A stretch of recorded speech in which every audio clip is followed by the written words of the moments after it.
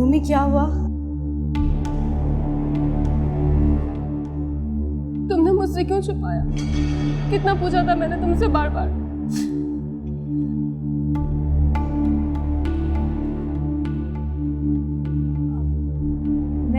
मैंने क्या छुपाया है? अरे तुम रो क्यों रही हो?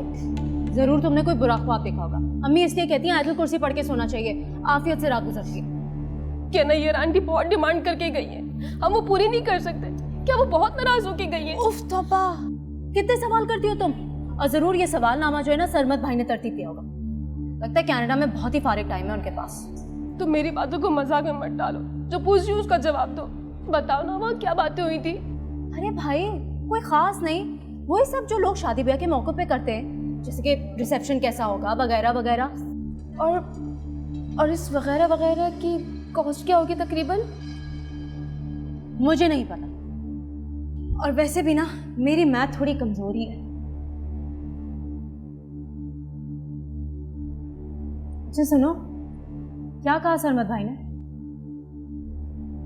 उनके ख्याल में उनकी अम्मी की बहुत बेइज्जती हुई है हमारे घर। वो बहुत नाराज है मुझसे। तो जहर लगते हैं मुझे ऐसे मर्द जो औरतों जैसी बातें करें। सरमत ऐसे नहीं है। ऐसे ही हैं वो भी।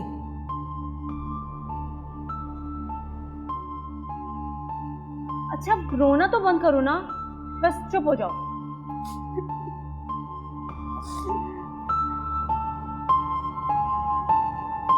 अम्मी ने बताया नहीं कि क्या पकना है। मैं 2 बार पूछ के आई हूँ उनसे। क्या वो बहुत परेशान है? मेरी तो हिम्मत ही नहीं पड़ रही उनसे कुछ भी बात करने की, पूछने की। मिनाल तुम क्या कर रही हो? मैं तुमसे बात कर रही हूँ। सरमत भाई ने दोबारा फोन किया? नहीं, वो इतनी जल्दी फोन नहीं करेंगे। लगता है नैयर आंटी ने बहुत शिकायतें की है हमारी। वो अपनी अम्मी से मोहब्बत इतनी करते हैं। वो कौन होती है अम्मी और मामू की शिकायत करने वाली? और उनसे किसी ने कहा क्या है? कोई बेइज्जती हो गई है क्या उनकी?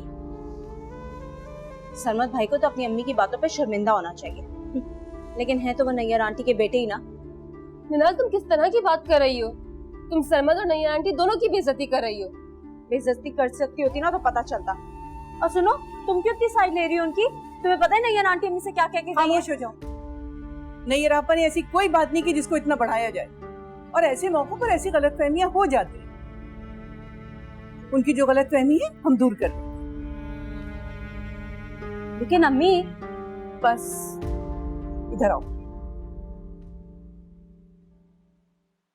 दुख होगा उसको, उसके दिल में रह जाएगी बात। कुछ तो अकल से काम लो मिनाल। जिंदगी उसको उन्हीं लोगों के साथ गुजारना है। लड़कों के वालिदैन अक्सर इस किस्म की तवक्कुआत वाबस्ता कर लेते हैं। अगर नैयर आपा ने ये बात कही है तो कोई अनोखी बात नहीं की, वो अपनी जगह सही है। कोई सही भाई नहीं है अम्मी, ऐसे लोग बिल्कुल भिखारी लगते हैं मुझे। बल्कि भिखारी से भी बदतर, क्योंकि आप उनसे ये नहीं कह सकते बाबा माफ करो। मतलब आपने उनका स्टाइल देखा था, लग रहा था आपको और मामू को ब्लैकमेल कर रहे हैं। देखो तुम इस तरह की बातें करके मेरे मसाइल मत बढ़ाओ। मेरे लिए सबसे अहम यह है कि रूमी इज्जत के साथ अपने घर की थी, और सब इंतजाम हो जाएगा। तुमको फिक्र करने की जरूरत नहीं है। जाओ देखो कौन है। जा रही हूं।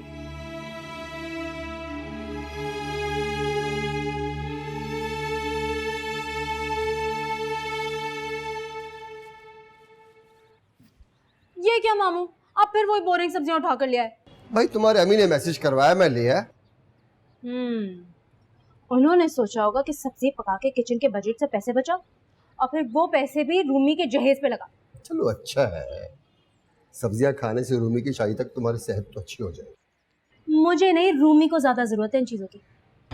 वैसे भी उसका मुकाबला नैयर आंटी से होना। अच्छा तुम इस तरह से कह रही हो जैसे दोनों के दरमियान कुश्ती का मुकाबला होना है। तो किसी कुश्ती के मुकाबले से कम होगा, और दोनों एक ही रिवॉर्ड के लिए लड़ रही हैं। सरमत भाई बेचारा बेचारा सरमत।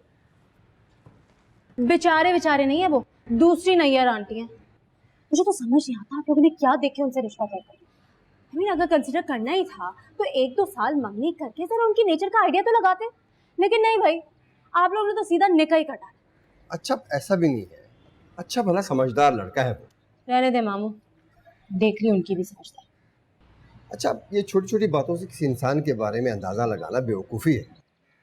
छोटी बात? आपको ये छोटी बात लग रही है? जहेज के चक्कर में लड़कियां शादी के से बैठी रह जाती हैं। लड़के बालों ने तो इसे अपना हक ही समझ लिया। और तो और कुछ घरों में शादी से पहले किचन का सामान ही आना बंद हो जाता है कि बहू आ रही है, वो जहेज में ले आई। और आपको पता है, इस सब का जिम्मेदार मैं उन लड़कों वालों को नहीं, हम जैसे लोगों को ठहराती। हम लोग उन्हें डिस्करेज ही नहीं कर रहे। इतनी जज्बाती तकरीर? जज्बाती तकरीर नहीं है मामू, हमारे माशरे की हकीकत है ये। इस रिवाज को मैं तोड़ूंगी। आपको पता है, सादगी से शादी करूंगी और एक तेरी की चीज जहेज में नहीं लेके जाऊंगी। वाह वाह, हमारे सर पर से तो बोझ उतर गया। अब कायम रहना अपनी इस बात पे। चैलेंज मत करेगा मामू। अच्छा, आपको पता है, जो कहती हूँ वो करके दिखाती हूँ।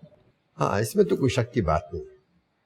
अच्छा अच्छा, छोड़ो, अभी सामान उठाओ, जाके किचन में रखो, और प्लीज प्लीज अगर हो सके एक चाय का कप मेरे लिए बना। मामू, इस सुबह से हाथ में इतना दर्द है, लग रहा है बेहोश हो जाऊंगी। रूमी से कहती हूँ बनाएगी। नहीं नहीं नहीं, रहने दो, मैंने चाय पीनी ही छोड़ी है, गर्मी बढ़ गई है। हाँ बिल्कुल, चाय ही नहीं।